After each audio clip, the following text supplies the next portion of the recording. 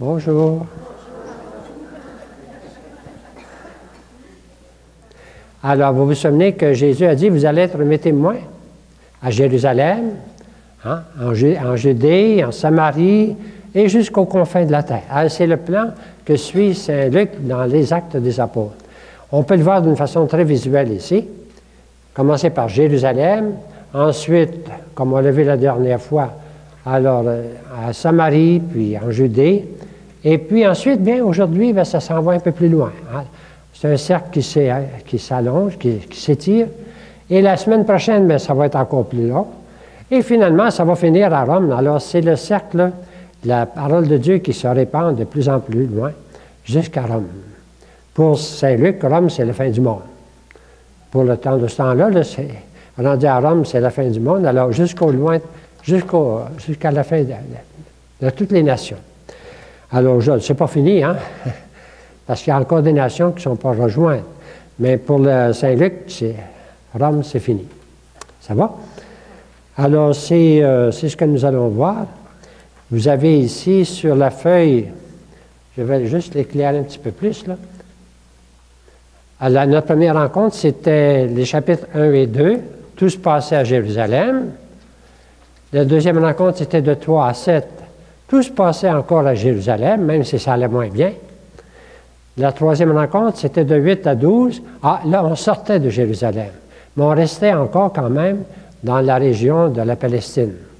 Aujourd'hui, c'est du chapitre 13 à 15, et là, on sort de la Palestine. On s'en va plus loin avec Saint Paul. Les premières parties des Actes des Apôtres, on dit que c'est les Actes de Saint-Pierre, dans le sens que c'est Pierre qui est la personne la plus marquante là, de toute la première partie jusqu'au chapitre 12, même si Saint Paul apparaît. Correct? Mais la deuxième partie du chapitre 13 jusqu'à la fin, on dit que ce sont les Actes de Saint Paul, parce que c'est Saint Paul qui devient la personne la plus marquée. Et même si on va voir Saint-Pierre apparaître au Concile de Jérusalem, c'est très peu, c'est toujours Paul. C'est pour ça que j'ai mis beaucoup de livres ici sur Paul, sur la table. Si jamais c'était l'occasion pour vous pour lire une biographie de Paul, eh bien, c'est une occasion. Hein? Alors, il y en a 2 sortes. Il y a une série qui appartiennent à la bibliothèque ici. Si jamais vous voulez les emprunter, vous allez voir Mme Dionne en arrière, Mme Ghislaine Dionne. Ceux à ce bout-ci, c'est mes livres. Vous ne les empruntez pas. Mais si jamais vous voulez les voir, venez me voir. C'est correct? Alors, c'est l'occasion, parce que les Actes des Apôtres semblent, à un moment, ressemblent un petit peu à une biographie de Paul. Ce n'est pas une biographie de Saint Paul du tout. C'est l'expansion de la parole de Dieu. Évidemment, la deuxième expansion, c'est par Saint Paul et ses compagnons, mais ce n'est pas vu comme une biographie de Saint Paul. Mais la biographie de Saint Paul est très intéressante à lire à cette occasion. Il y a eu une année de Saint Paul. Hein? Alors, à ce moment-là, on a lu beaucoup Saint Paul. Alors, si jamais ça vous intéresse de regarder ça. Mais les Actes des Apôtres, le sens, ce n'est pas une biographie ni de Pierre, ni de Paul, ni des autres, d'ailleurs, ils ne sont pas là. C'est l'expansion de la parole de Dieu. Hein? Alors, c'est ce que Saint Luc veut montrer, comment la parole de Dieu se répand. On l'a vu la dernière fois. La parole de Dieu grandit et croît et se répand partout.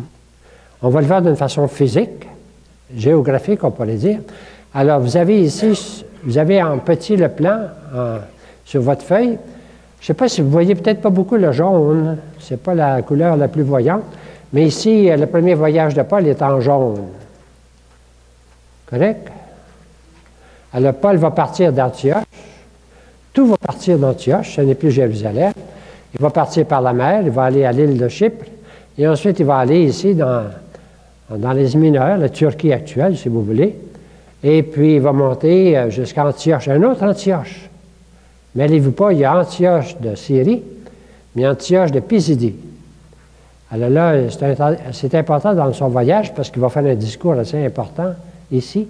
Et puis, il va aller à Lystre, Iconium, puis Derbe ou Derbe. Et puis, il va revenir. Ça peut être un gros voyage, hein? Mais quand on regarde les distances, c'est tout un voyage. Ah, il fallait marcher. Je vous donne juste comme exemple, partir de là à là, c'est 400 km. Et puis, c'est dans la montagne. Il y a une chaîne de montagnes ici qu'on appelle le Taurus. C'est facile à retenir. Mon auto, c'est un Taurus. C'est un Ford Taurus. Alors, il y a une chaîne de montagnes, c'était pas facile. C'était toute une aventure, là. Ça a duré 4 années, hein, le voyage. Alors donc, c'est tout un voyage, même s'il paraît petit au début, le premier voyage de Saint-Paul. Et puis, ils vont partir Barnabé et Paul, correct? Et puis, rendu ici, il y a un jeune qui les accompagne, qui s'appelle Jean ou Marc, qui va avoir peur, je ne sais pas trop, c'est pas marqué qu'il a eu peur, mais il est retourné de bord. Il a refusé de continuer, il est retourné à Jérusalem. Je le comprends. Hein, il était devant une chaîne de montagne à 400 km, alors il est retourné à Jérusalem. Mais ça a fait une chicane entre Paul et Barnabé, c'est drôle. C'est pas drôle, mais en tout cas, il y a des chicanes dans le monde. Alors, ça a fait une friction, de telle sorte que plus tard, ils vont se séparer. C'est toute l'histoire un peu qui va être racontée dans les Actes des Apôtres. Ce matin, c'est ce que nous allons voir ensemble. On va commencer par notre prière. Remarquez, dans la prière, il est toujours question de marcher d'abord. D'abord, c'est une personne qui marche. Hein? Et c'est pour ça que j'aime beaucoup cette prière, je crois en toi. Mais c'est quelqu'un qui marche à la foi. Vous verrez des mots comme pèlerin, la foi en marche. La foi, ça marche. Hein? Alors, on vit quelque chose dans l'Église d'aujourd'hui, veut pas, ça marche. On s'en va par en avant, j'espère, dans un geste prophétique. On ne sait pas à quoi, mais prions pour que le Seigneur nous renouvelle quelque chose avec son esprit, comme il a fait au début de l'Église. Alors, le fait de réfléchir sur le début de l'Église, où les manifestations de l'Esprit étaient visibles. Bon, après ça, l'Esprit s'est fait beaucoup plus discret, après le 1er siècle, on pourrait dire. C'est comme ça que Dieu agit. Il agit avec force et discrétion. Mais discrétion. Parce que si on le voyait toujours agir, non, c'est son idée, mais il agit avec force. C'est l'Esprit de Dieu qui continue à agir, mais avec force et discrétion. Et notre fondateur dit, avec tellement de discrétion qu'on pense qu'il n'agit pas. Mais avec tellement de force qu'il agit, même quand on pense qu'il n'agit pas. Alors, c'est force et discrétion. C'est dans la Bible, ça. Alors, l'Esprit de Dieu qui agit tout le temps dans l'Église. Alors, on va le voir agir. Et remarquez que dans notre prière, c'est la foi qui se répand, qui grandit, et c'est la nôtre. On va le dire ensemble.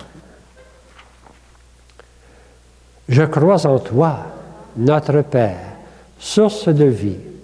Ouvre-moi à l'expérience de ton mystère d'amour, que dans l'écho de ta parole, je découvre les mots pour parler de toi. Je crois en toi, Jésus-Christ, présence sur nos routes. Marche avec moi vers mes frères et mes sœurs, que nous goûtions ensemble la joie de ta présence, partageant le même pain pour nous engager à ta suite.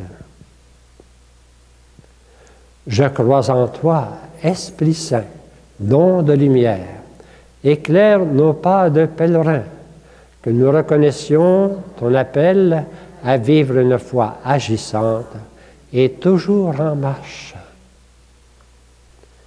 Nous te louons, Seigneur notre Dieu, toi qui depuis le commencement nous dis, je crois en toi.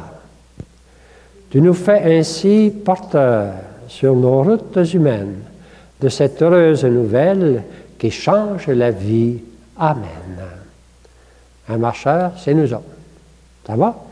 Une belle prière. C'est pas moi qui l'ai inventée, mais je trouve qu'elle est belle. Elle nous parle pour aujourd'hui. Si vous prenez votre feuille bleue, le premier voyage de Paul. Donc, c'est son premier voyage. Vous le voyez ici sur la carte. Le premier voyage de Paul, c'est au chapitre 13. C'est vers les années 45-48. 4 années. Hein? Alors, ça, c'est à peu près, là, c'est toujours. Alors, Paul et Barnabé, vous voyez Saul et Barnabé.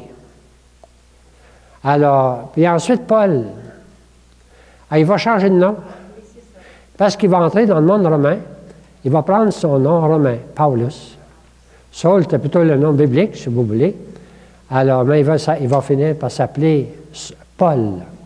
Vous remarquez aussi que c'est marqué tout le temps ici, c'est mal marqué. Ça devrait être Barnabé et Paul.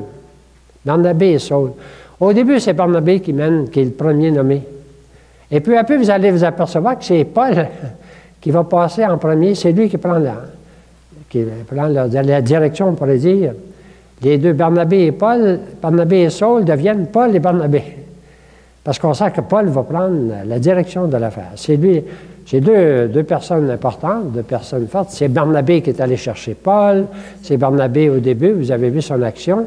Maintenant, ça va être Saul qui va devenir Paul. Alors, le contexte que vous avez ici sur votre feuille bleue, c'est un petit résumé. Le contexte, on peut dire que avec Paul, la foi quitte le monde palestinien, le monde proche de Jérusalem, toute la Palestine d'aujourd'hui. Alors, la foi quitte puis entre dans le monde romain, c'est-à-dire ça, c'est l'Empire romain, hein? C'est tout l'Empire romain. Alors, vous connaissez un petit peu l'histoire pour savoir l'Empire romain, c'est Rome qui dominait tout ça. Alors, c'est le premier contact avec le monde romain. Le Paul va le rencontrer et l'affronter d'une certaine façon. Et pas rien que Paul, les chrétiens vont trouver d'affronter le monde romain tout au long du 1er siècle, les 2e et 3e. Bon. Alors, mais il y a des choses qui sont importantes parce que le monde romain a aidé beaucoup et a nuit, il a empêché puis il a nuit en même temps. Vous avez l'expansion de la parole de Dieu. Il a beaucoup aidé parce que le Rome étant puissant, eh bien, on pourrait dire, avait créé un ensemble de commerce. On pourrait dire que Rome, comment est-ce qu'on pourrait dire, siphonnait tout l'Empire, tout allait à Rome. Le blé venait à Rome, tout ce qui était produit ailleurs, comme tous les empires, hein. Tous les empires, alors, tout s'en va au centre. Alors pour ça, bien, il y avait beaucoup de circulation sur la Méditerranée, beaucoup de circulation, de commerce, qui aboutissait à Rome. Et puis il y avait les routes romaines qui avaient été ouvertes par Rome pour défendre son empire. Il fallait qu'elle prenne ses légions et elle les envoie rapidement, hein, à défendre, gouverner son empire. Donc il y avait des routes romaines. Les Romains sont, on pourrait dire, reconnus pour des faiseurs de route encore aujourd'hui. Si vous allez dans l'Italie aujourd'hui, bon. Alors, la route romaine, mais ça va aider beaucoup Saint-Paul et le reste, les routes romaines et la circulation sur la mer. OK? Donc, il y a des aspects qui aident beaucoup. Et deuxièmement, la civilisation romaine, bien, c'est la même partout. Il y a les civilisations locales, mais il y a cet ensemble de civilisations qui va aider que la parole de Dieu va être plus facile à dire. OK? Mais en même temps, la même langue. C'est drôle, c'est un monde romain, mais le monde, Rome, il y a déjà quelques siècles avant, s'est emparé de la Grèce. Vous savez ça? C'est ça, hein? Rome s'est emparé peu à peu de tout ce monde-là, puis s'est emparé un moment de la Grèce, mais Grèce, c'était Athènes. Et la civilisation grecque était autrement supérieure à celle de Rome.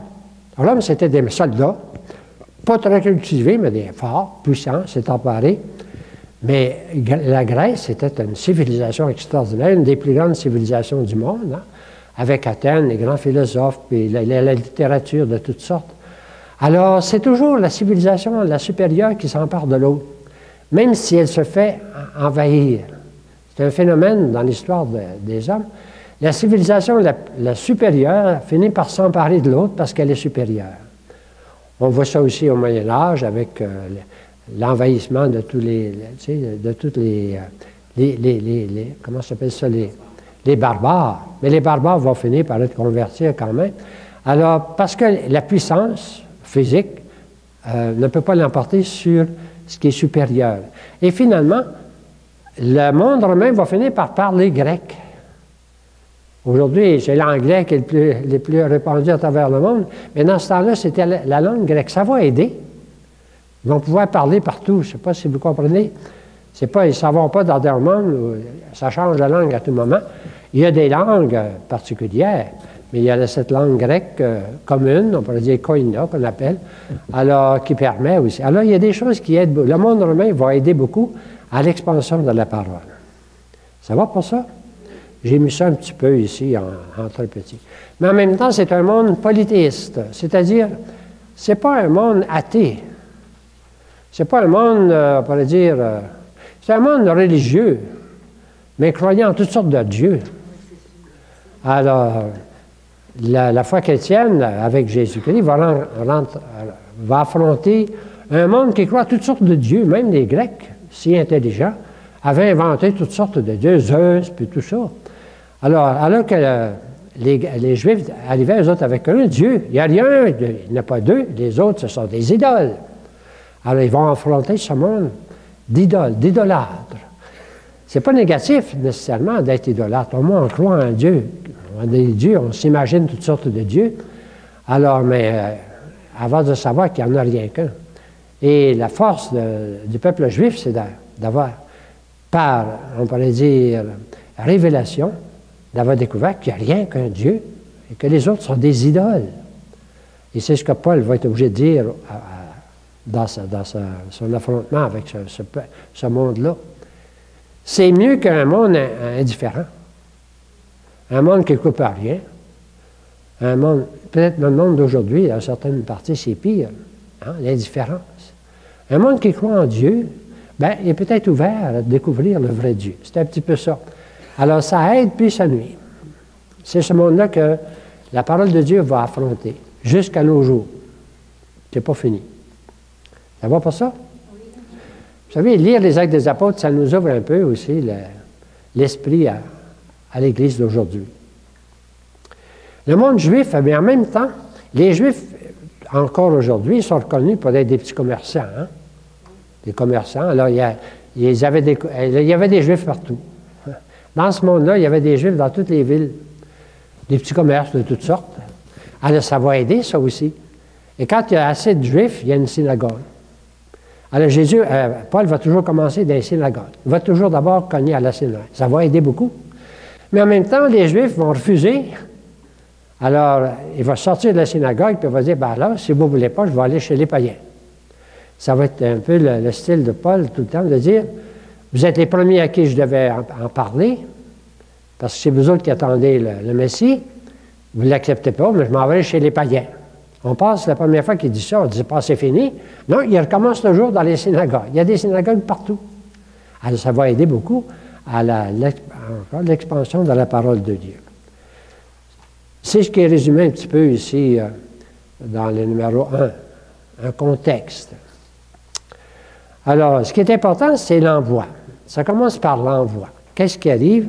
C'est que Paul et Barnabé sont à Antioche. C'est comme là qu'on les a laissés la dernière fois. C'est plus Jérusalem qui est le centre, c'est Antioche, de Syrie. Alors, qu'est-ce qui se passe à Antioche de Syrie? Eh bien, on va le lire rapidement. Je vais passer rapidement avec vous les principaux textes, correct? Qu'est-ce qui se passe? Eh bien, il y avait à Antioche, dans l'église du lieu, des prophètes et des hommes chargés de l'enseignement, des docteurs. Des prophètes, ce sont ceux qui révèlent la volonté de Dieu, et les docteurs, c'est ceux qui enseignent. On les nomme, et parmi ceux qu'on nomme, bien, il y a Anaïm, puis il y en a d'autres, je ne les ai pas tous nommés ici, il y a Paul et Barnabé, qui sont comme prophètes. Et tout à coup, un jour qu'ils célébraient le culte du Seigneur, qu'ils jeûnaient, ils jeûnaient, hein? L'Esprit Saint, c'est lui qui va diriger, c'est lui qui va... Allez, voici le discipline leur dit, alors, réservez-moi donc Barnabas et Saul pour l'œuvre à laquelle je les ai appelés. C'est un appel de l'Esprit de Dieu, c'est Dieu qui les appelle, c'est Dieu qui les réserve pour les envoyer. Alors, la mission, la vocation, elle vient directement de l'Esprit dans l'Église de... Ça va? C'est fort. Réservez-moi donc Barnabas et Saul. Remarquez que c'est Barnabas qui est nommé le premier. Pour l'œuvre à laquelle je les ai appelés. C'est Dieu qui les a appelés. C'est Dieu qui va les envoyer.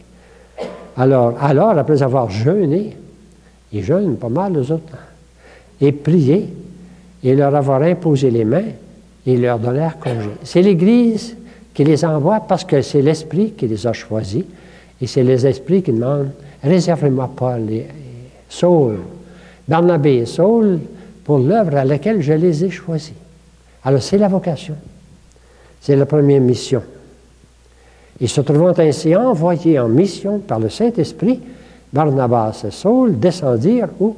À Séleucie, d'où ils firent voile vers Chypre.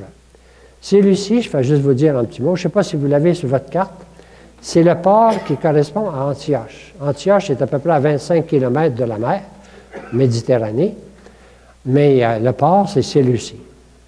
Aujourd'hui, ça a changé avec le temps, mais c'était le port de départ, Séleucie. Comme disent des auteurs, c'était bien placé, 25 km. S'il y avait des envahisseurs qui arrivaient, il y avait le temps de se préparer. Tu sais, c'était une bonne distance pour les... Parce que Antioche était la troisième grande ville de l'Empire romain. Une ville où il y avait beaucoup de commerce, tout ce qui arrivait de l'Orient passait par là. Alors. Donc, c'est une ville importante. Alors, Séleucie, c'est le départ. Ils partent par mer. Ils n'ont pas de bateau, eux autres. Paul, il n'y a pas de bateau, je n'ai pas entendu. Je n'ai pas vu nulle part qu'il y avait un bateau chrétien ou un bateau catholique. Ils n'ont pas de bateau, mais ils profitent. Ils profitent toujours des commerces, des bateaux de commerce. Alors, ils embarquent dans un bateau de commerce qui s'en va à l'île de Chypre, qui est ici, et puis ils vont débarquer à Salamine, puis ils vont marcher jusqu'au bout, à Pathos. 250 km. C'est pas grand-chose, ça, en partant. C'est correct? C'est leur départ. Envoyés en mission par le Saint-Esprit, Barnabas et Saul, c'est Barnabas qui est nommé le premier. Pourquoi est-ce qu'ils vont à Chypre? Parce que c'est la patrie de Barnabas. Il vient de Chypre, on a déjà vu ça. C'est plus facile de commencer chez lui, dans son monde. On va voir la même chose avec Paul. Paul, il vient de Tarse. Et on va voir le deuxième voyage, il passe pas loin de Tarse. C'est plus facile quand on part un peu dans le pays qu'on connaît pour aller vers les pays qu'on connaît moins. C'est ma façon de le dire. Ça va? Mais c'est ce qu'ils vivent. Allez, s'en vont à l'île de Chypre. Il y a beaucoup de dire, si vous voulez lire sur l'île de Chypre, vous allez dans les dictionnaires. Hein? Alors, bon. Ils firent voile vers Chypre. Et arrivés à Salamine, au bout de l'île, ils annoncèrent la parole de Dieu. Ils annoncent la parole de Dieu. Où? Dans les synagogues. Alors donc, il y a beaucoup de Juifs là. Il y a une synagogue. Ils commencent toujours dans la synagogue. Puis, il y avait aussi avec eux Jean qui était leur assistant. Jean-Marc, le plus jeune, qui va les quitter. Et après avoir traversé toute l'île jusqu'à Paphos, à l'autre bout, et là, ils vont rencontrer le proconsul Sergius Paulus, c'est un Romain qui va les inviter. Il manifeste le désir d'entendre la parole de Dieu. Mais il y a des aventures que je ne raconte pas tout. Là. On va les écouter tout à l'heure. Ils vont rencontrer un magicien qui va s'imposer à eux. Puis, et là, Saul qui devient Paul, parce qu'il entre dans le monde romain, eh bien, il va lui faire un miracle. Il va le rendre aveugle. Oh, tu vas être aveugle. Et l'autre est devenu aveugle. Alors, le proconsul était comme converti par ce signe. Il y a beaucoup de signes de l'esprit, il y a beaucoup de miracles de toutes sortes. Au début de l'Église, elle en avait besoin. On aurait besoin un peu aujourd'hui aussi, mais on n'a pas. Alors, le proconsul devint croyant, car la doctrine du Seigneur l'avait vivement impressionné. Ah, c'est déjà quelque chose. Ils vont comme convertir le proconsul sur l'île de Chypre. Alors là, ils s'embarquent ensuite à Paphos, à l'autre île, pour Pergé, ou Perge, je ne sais pas comment est-ce qu'on le dit. Alors, Pergé, c'est ici. À côté, il y a un autre livre, Attalia, Pergé. C'est là qu'ils vont aboutir, partir de Paphos, tout en utilisant les bateaux de commerce. En Pamphylie. Et c'est alors que Jean se sépara d'eux pour retourner à Jérusalem. Je le comprends. C'est un petit jeune, je ne sais pas, mais en tout cas, je le comprends qu'il y a peut-être... Mais Saint Paul n'a pas apprécié ça. Il y en a un qui part, tu sais. Alors, quant à eux, quittant Pergé, ils poursuivirent leur route et arrivèrent à Antioche de Pisidie, une deuxième Antioche qui est ici, dans les montagnes. C'est-à-dire après les montagnes. Alors, après 400 km dans les montagnes, eh bien, ils emboutissent à Antioche, ici, là, de Pisidie. Ce n'est pas le même Antioche. Et là, bien, qu'est-ce qui se passe? Bien, ils font comme ils font toujours. Le jour du sabbat, ils entrèrent dans la synagogue, puis ils s'assoient. Tout le monde a le droit d'entrer dans les synagogues.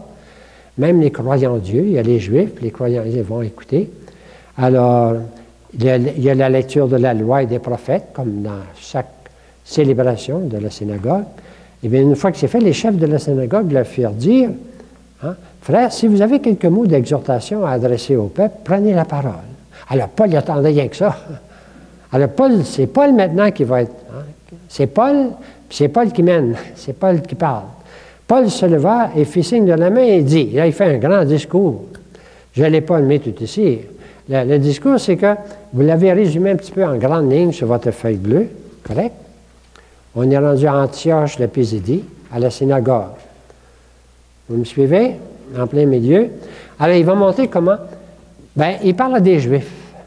Des Juifs qui attendent le Messie. Donc, il y a toute l'histoire, toute leur histoire depuis Abraham, puis Moïse, puis David, surtout David. Alors, il va montrer comment Jésus vient réaliser tout ce qu'ils attendaient. Il parle à des Juifs. Donc, il peut s'appuyer sur l'Écriture sainte. Tout ce qui fait leur foi jusqu'ici. Et en appuyant surtout sur David. La continuité entre l'Ancien Testament et Jésus qui vient accomplir tout ce qui était attendu. Alors, d'où s'éclaire le mystère de la mort et de la résurrection de Jésus. Eux autres n'avaient pas connu Jésus. Il faut qu'ils leur annoncent Jésus. On va voir tout à l'heure que, selon l'auditoire, ben, ils ne parlent pas de la même façon. À Jérusalem, ils parlaient à des gens qui avaient connu Jésus, qui l'avaient fait mourir. Alors là, il parle à des Juifs, mais qui n'ont pas connu Jésus, mais qui ont connu toute l'attente, hein, qui vivent encore l'attente, pour leur dire, bien, c'est réalisé en Jésus-Christ. La résurrection est au cœur du message annoncé par l'Écriture. Alors, c'est-à-dire, tout vient du Seigneur vivant. Hein, c'est là dont vient le salut. Alors, c'est un peu son discours à la synagogue d'Antioche de Pisidie. Et puis, il va dire, bien, le témoin, ce sont les 12. Saint Paul n'a pas vu Jésus-Christ. Il l'a vu en vision, mais les vrais témoins, ce sont les 2 apôtres, ceux qui l'ont connu. Alors, on avait, vous allez être mes témoins jusqu'au bout du monde. Alors, Saint Paul s'appuie sur leur témoignage. C'est un peu le résumé de son discours, qui est très important, qu'on écoutera tout à l'heure ensemble. Correct? Alors, qu'est-ce qui arrive? C'est que les gens sont enchantés, tout ça. Enchantés, oui. Alors, tellement qu'ils vont les inviter la semaine prochaine, à l'autre sabbat, de revenir pour parler. Et le sabbat suivant, toute la ville est là. Mais les Juifs qui ne se convertissent pas, ne sont pas très heureux de voir qu'ils mettent en doute, finalement, toute leur tradition, là. En tout cas, qui ne croient pas en Jésus-Christ, alors ils vont commencer à s'opposer à Paul et à Barnabé. Et ça va être l'histoire de Paul jusqu'au bout. Les Juifs qui refusent, eh bien, vont devenir les Juifs qui vont s'opposer avec lui d'une façon la plus violente. Alors, ça va être divisé dans la ville, tellement divisé qu'ils vont être obligés de partir. La première fois qu'ils sont chassés. C'est marqué première fois. L'incroyance des Juifs pousse Paul à se tourner vers les païens. Première fois. Si vous ne voulez pas croire, c'est correct, je vais aller chez les païens. Alors, l'opposition des Juifs qui les chassent. La première fois qu'ils sont chassés, ce n'est pas la dernière. Paul, d'ailleurs, était déjà chassé de Damas, vous vous souvenez, et de Jérusalem. Alors, il n'a pas fini. Mais les païens sont tout heureux parce qu'ils accueillent la foi. Alors, la joie dans Saint-Luc, c'est toujours important. Dans l'Évangile, on avait déjà vu que Saint-Luc, c'est l'Évangile de la joie, hein? La joie de Marie, la joie dès le début. Alors là, on est encore dans Saint-Luc. Il note tout le temps la joie de ceux qui croient en Jésus. Nous autres. La joie, hein? Bon. Alors, ils s'en vont à la ville suivante, Iconium. Et puis, alors, voici un petit peu le résumé de son discours, le cœur de son discours. C'est de sa descendance David que Dieu, selon sa promesse, a fait sortir Jésus, le Sauveur d'Israël. Ça, c'est la proclamation, le kérigma. Hein? On rejoint un petit peu ce que Saint Pierre avait dit, puis Étienne avait dit, tout le temps l'histoire d'Israël qui est reprise pour montrer comment il s'accomplit en Jésus. Dieu l'a ressuscité des morts et il est apparu pendant plusieurs jours à ceux qui étaient montés avec lui de la Galilée à Jérusalem, eux qui sont maintenant ses témoins devant le peuple. Voici des extraits de son discours. Ça va? Le sabbat venu, presque toute la ville s'était rassemblée pour pour écouter la parole du Seigneur. Mais à la vue de cette foule, les Juifs furent pris de fureur. Et c'était des injures qu'ils opposaient aux paroles de Paul. Les plus grands obstacles, ça va venir des Juifs incroyants. Alors Paul va leur dire, c'est à vous d'abord, ça va toujours être ça. C'est à vous d'abord que devait être adressée la parole de Dieu. Parce que c'est vous que Dieu a préparé. Puisque vous la repoussez, que vous jugez digne vous-même, indigne de la vie éternelle, alors nous tournons vers les païens. C'est ça. On dit c'est fait. Maintenant, il va toujours recommencer à la synagogue. Toujours. C'est vous d'ailleurs des premiers, mais puisque vous refusez, c'est le grand mystère que saint Paul va développer dans ses lettres. Puisque les Juifs ont refusé, ça a aidé, finalement, à ouvrir la porte aux païens. Au fond, ce qui est mauvais, souvent, sert à quelque chose de bon. C'est toute l'histoire de l'Église. Car tel est bien l'ordre que nous tenons du Seigneur, dit saint Paul, j'ai été établi lumière des nations, pas rien des Juifs. Il s'appuie sur un prophète, le prophète Isaïe, pour dire que j'ai été établi lumière des nations. Ce n'est pas pour rester renfermé. On a déjà vu ça avec Saint-Pierre, mais ce n'est pas fini. C'est toute l'Église maintenant qui doit se convertir comme Pierre. Hein? Alors, bon.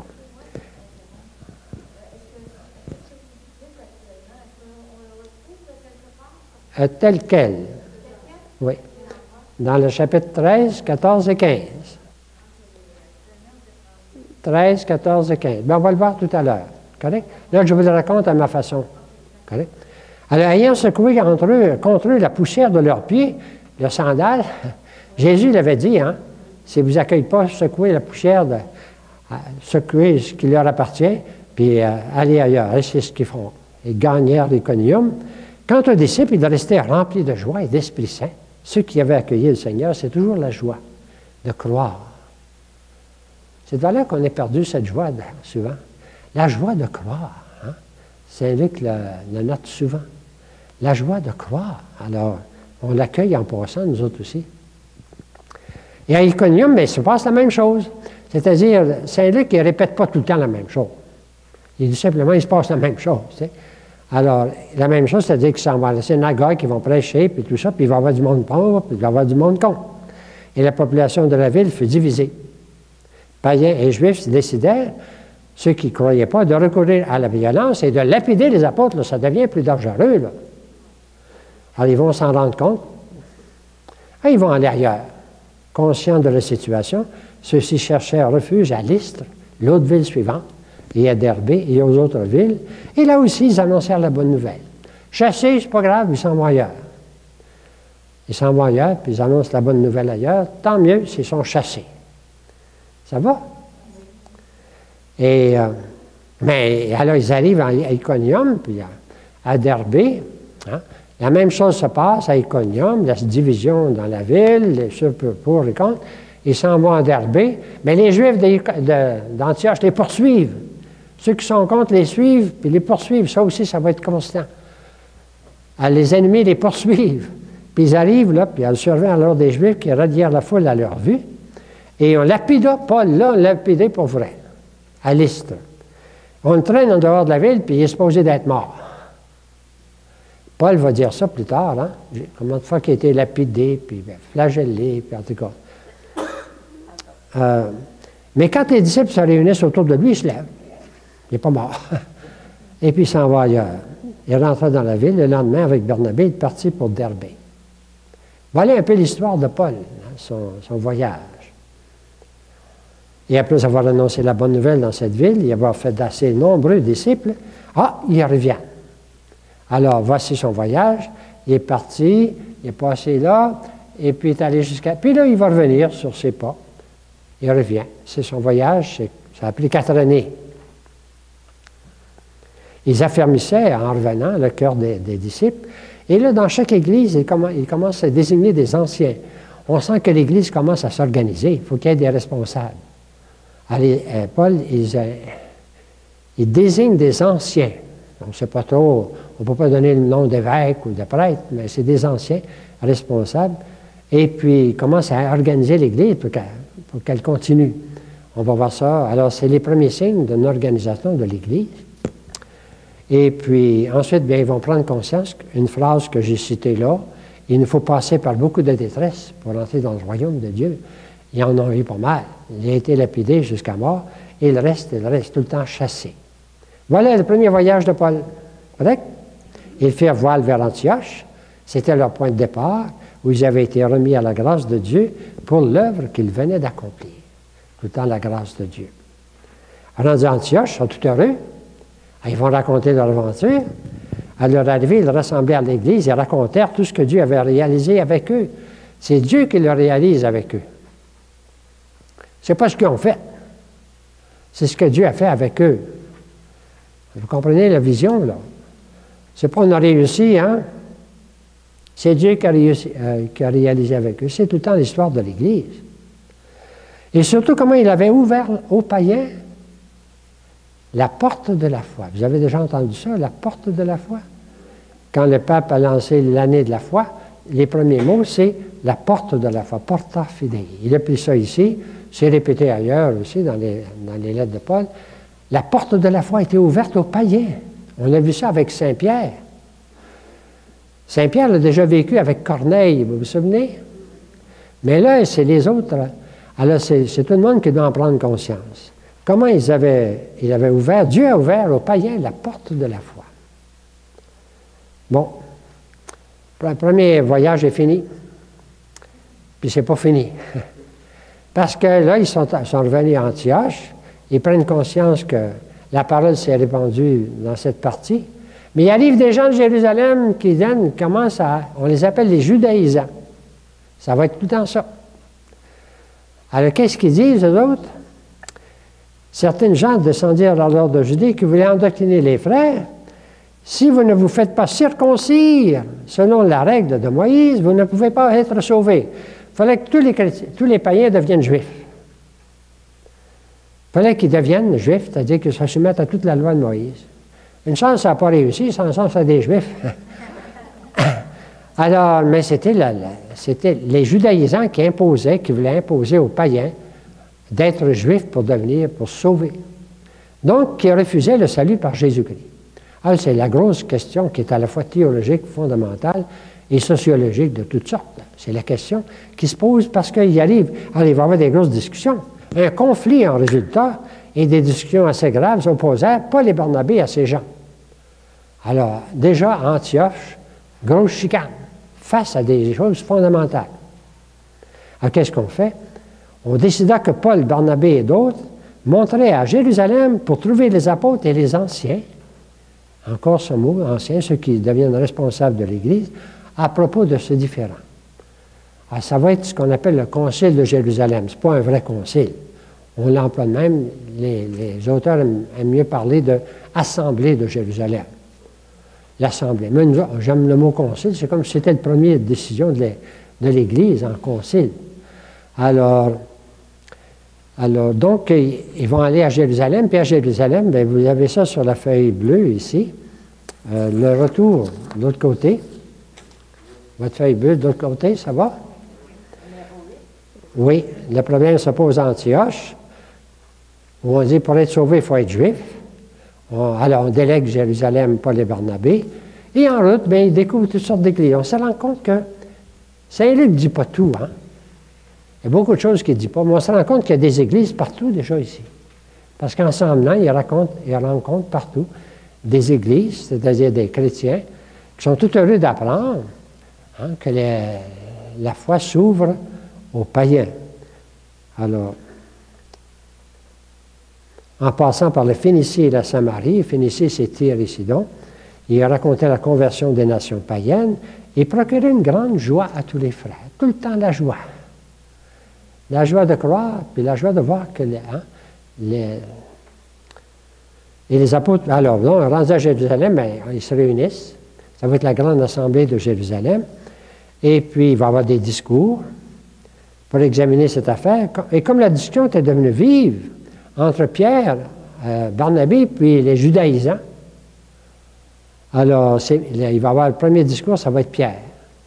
Et Pierre va s'appuyer sur son expérience qu'il a eue avec Corneille, là où l'Esprit s'était descendu sur les païens, vous vous souvenez? À partir de son expérience, ben, il va dire, hein, on ne peut pas aller contre ça, Dieu nous a déjà fait un signe. Alors, le discours de Pierre, ici je l'ai résumé en 3 mots en m'inspirant d'un auteur. Bon, forcer les païens à se faire juifs serait téméraire, injuste et inutile. C'est le fondement de sa réflexion, de son expérience qu'il a faite surtout à Césarée. Vous vous souvenez? Alors, quand il a fini de parler, bien, les Juifs ne sont pas convaincus. Il y a un silence. Ils sont plus contre, mais ils ne sont plus pas. Alors, là, c'est Paul et Barnabé qui vont commencer à raconter leur histoire, leur voyage. Et peu à peu, ben, et tout à coup, Jacques, le frère de Jésus, c'est de la famille de Jésus, va avoir un rôle important à Jérusalem, parmi les premiers chrétiens, lui est chrétien. Et puis, lui, il va se lever, puis il va faire un autre discours qui est très pratique.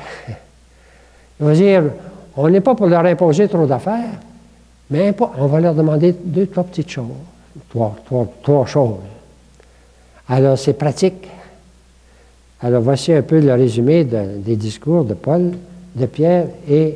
Alors, Pierre va leur dire, vous le savez, frères, c'est par un choix de Dieu que dès les premiers jours chez vous, les nations païennes ont entendu de ma bouche la parole de l'Évangile et sont devenues croyantes. Il fait allusion à son expérience à Césarée.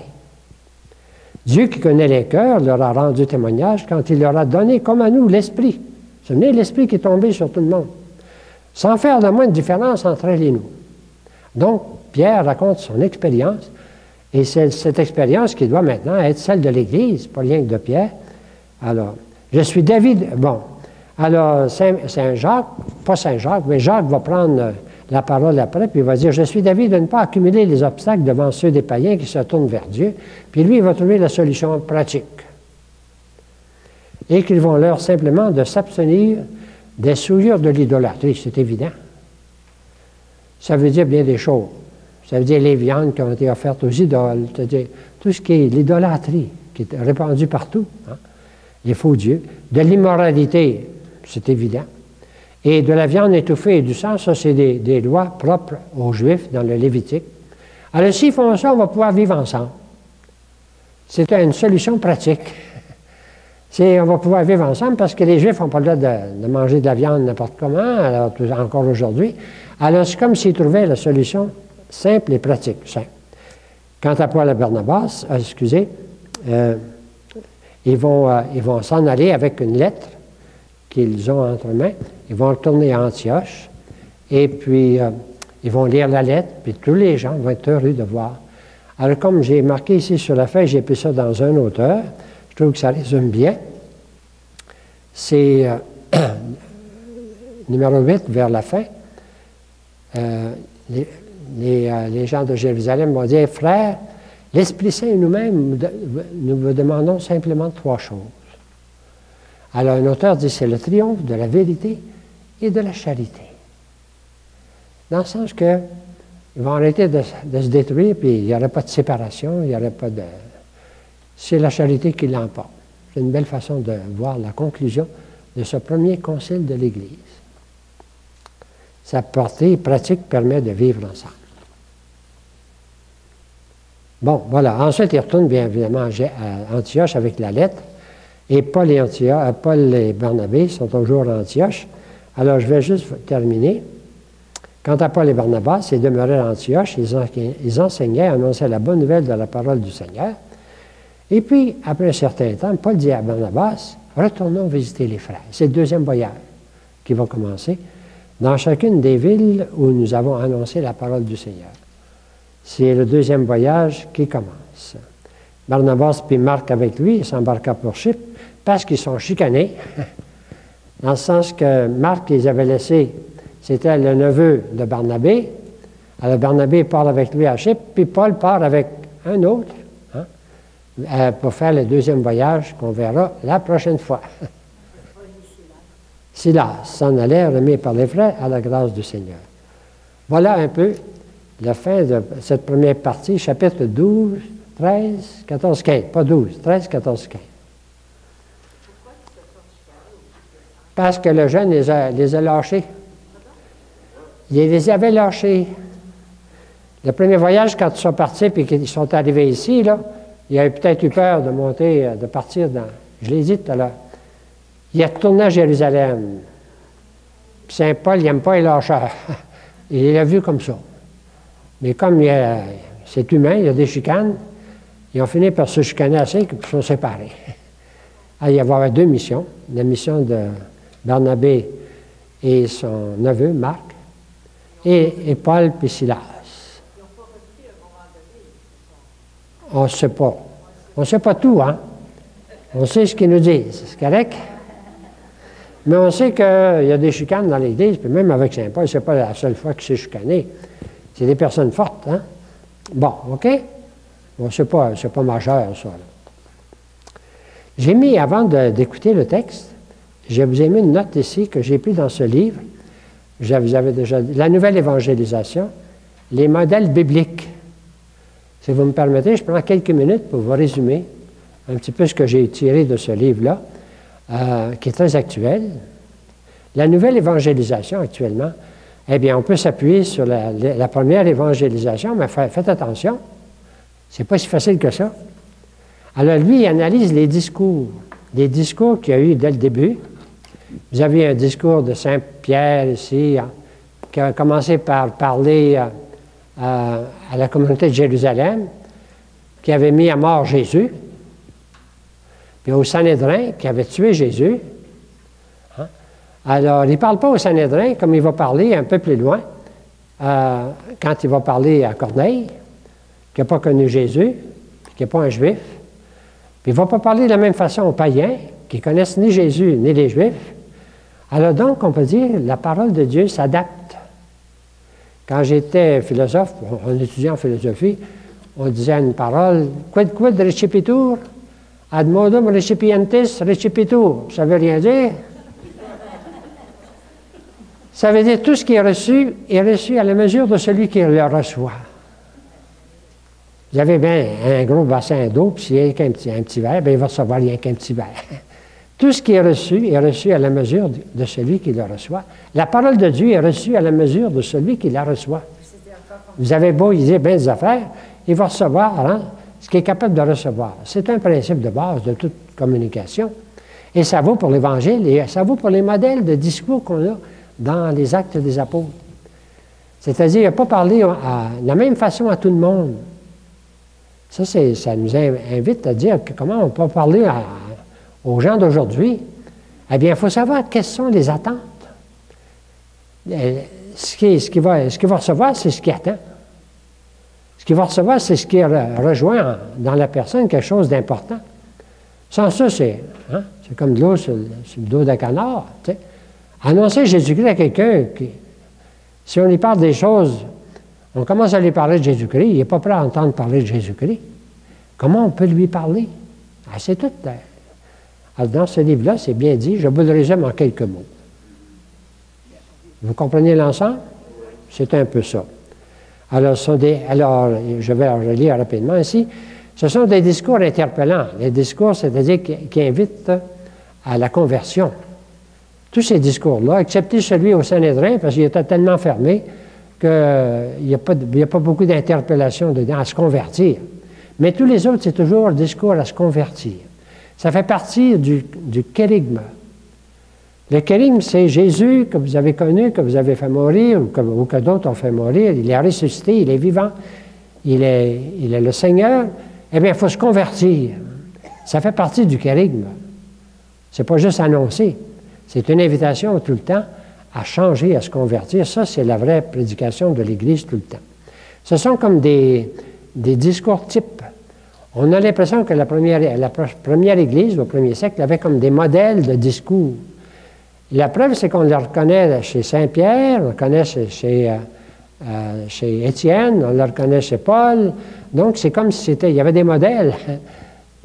On ne les donnait pas comme ça, mais il y avait comme des modèles de kérygme, c'est-à-dire d'annonce. On annonçait d'abord celui qui avait été mort, qui était annoncé, qui est mort, qui est vivant, ressuscité, puis qui est le Seigneur, et qui est la source de tout. Alors, c'est comme ça, c'est ce modèle-là qu'on retrouve un peu partout. Des modèles types qu'on peut deviner. C'est adapté à chaque auditoire. Comment présenter le salut en Jésus ressuscité? Les Juifs de Jérusalem l'avaient fait mourir. Alors Saint-Pierre va dire, vous l'avez fait mourir. Hein? Mais ensuite, il va dire, peut-être qu'il leur ouvre la porte du pardon. Hein? Si vous changez, vous êtes responsable, mais il y a un pardon possible. Sanhédrin, il n'y a pas de l'air d'avoir ouvert la porte beaucoup au pardon, parce qu'ils sont trop fermés. Les craignants de Dieu, bien, chez Corneille, il va parler surtout de l'ouverture à Dieu, à l'espérance pour le salut offert à tout le monde, pas rien qu'aux Juifs. Les Juifs d'Antioche de Pisidie sont des Juifs, je l'ai dit tout à l'heure, qui attendaient le Messie. Alors, il va leur révéler comment tout ce qui était prévu dans la loi, dans l'Écriture, bien, se réalise en Jésus-Christ. Mais quand il va arriver ailleurs, il va voir, c'est plus des Juifs, donc il va leur parler de Dieu, le Créateur. Ceux qui croient en toutes sortes de dieux, bien, il va leur dire, il n'y a rien qu'un Dieu, ça ne peut pas... Là, chez moi, toutes ces idoles-là, il y en a un Dieu, celui que je vous annonce. Alors, sa parole est différente. Quand il va arriver à Athènes, il va trouver des philosophes avec toutes sortes d'idoles. Il va dire, c'est tout à fait idiot de dire que Dieu, c'est dans un morceau de bois. Là. Alors, il ne parle pas de la même façon à tout le monde. Ce qui nous pose la question, la conclusion, c'est moi qui ai fait ça, là. Prenez ça avec des grains de sel. Alors, comment parler au monde d'aujourd'hui? Quel modèle choisir? C'est l'Église qui se pose la question. Hein? Le cardinal, hier, était interviewé. Vous l'avez vu? Ah, je ne sais pas si je vais être pape, mais en tout cas. Mais il disait qu'aujourd'hui, c'est la communication qui est, on pourrait dire, le défi de l'Église. Comment parler à un monde changé? Il y a raison là-dedans, tu sais. Comment parler à notre monde? Alors, on a déjà dans les Actes des Apôtres cette ouverture. D'abord, il faut identifier à qui on parle. Ben oui, si je parle chinois, puis c'est un Italien, ça ne marche pas. Alors, est-ce que c'est un baptisé? Est-ce que c'est quelqu'un qui s'est éloigné? Ou c'est un incroyant? Ou bien c'est un indifférent, c'est encore pire? Ou bien c'est quelqu'un qui a un sens de Dieu, même si c'est vague? C'est pas la même chose. On a beaucoup de nos contemporains qui croient en Dieu, vague. Puis il y en a d'autres qui sont indifférents. Puis il y en a d'autres qui sont pieux. Alors, il faut savoir à qui on s'adresse. Pour atteindre leurs valeurs, ça c'est ce qu'il dit que je trouve bien, c'est-à-dire il faut atteindre les valeurs de la personne. Il faut atteindre quelque chose qui est en elle, qui attend la parole de Dieu. Et on croit, nous autres, que Dieu a mis dans le cœur de toute personne quelque chose qui est prêt à accueillir la parole de Dieu. Et quand on parle avec ça, on dit, la personne qui est là, Dieu a mis dans son cœur quelque chose qui est capable d'accueillir la parole de Dieu. C'est ça qu'il faut rejoindre. Les valeurs actuelles, là, il y en a toutes les sortes, la justice, la paix, le bonheur. Bien, alors, où découvrir? Bien, ce n'est pas nécessairement dans les discours des actes. Alors, lui, il dit, bien, il faut aller plus loin. C'est dans l'Évangile. Elle nous ouvre la porte de l'Évangile, la porte de la foi. Et comment Jésus répond à tous les désirs, toutes les personnes de tout le monde à travers le monde. Jésus qui annonce le bonheur, qui annonce la paix, qui annonce la justice, bien, il peut répondre à tout ce qui est dans le cœur des hommes. C'est un peu son message ici. Je voulais résumer à ma façon ici pour dire que les bons modèles sont dans l'Évangile. Même si les modèles des Actes des Apôtres nous aident, ne sont peut-être pas les modèles à prendre tels quels. Mais en même temps, ce n'est pas rien des paroles. Annoncer l'Évangile, ce n'est pas juste en parole, c'est en témoignage. Ce sont des témoins. Vous allez être mes témoins. Et les premiers témoins, c'est la communauté. C'est l'Église en tant que telle. Si l'Église n'est pas un bon témoin, sa parole ne porte pas beaucoup. Alors donc, il y a toujours cette conversion d'Église. On est encore invité à une conversion profonde par les événements qu'on vit, parce que c'est ça qui peut être témoin de la parole de Dieu. Après ça, la parole peut venir. Il faut que d'abord, les personnes soient interpellées par des témoins. La parole, elle vient après. Tu sais, elle vient... C'est un peu ce qu'il dit, je trouve que c'est très bon. Ça nous ouvre des horizons pour aujourd'hui. Bon, voilà.